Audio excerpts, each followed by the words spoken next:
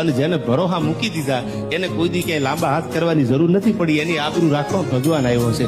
તો આ તો જગતનું સંચાલન કરવા વાળો છે, આખાય બ્રહ્માંડનો બાપ છે. એ થોડો માથે ઉઠ્યા પછી એમ કે મારાથી નહીં થાય, પછી લાખ વાતે આવીને ઉભો રહી જાય, તમારા ટાણા હાચવી દે.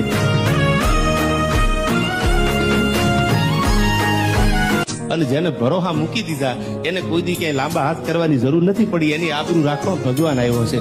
તો આ તો જગતનું સંચાલન કરવા વાળો છે, આખાય બ્રહ્માંડનો બાપ છે. એ થોડો માથે ઉઠ્યા પછી એમ કે મારાથી નહીં થાય, પછી લાખ વાતે આવીને ઉભો રહી જાય, તમારા ટાણા હાચવી દે.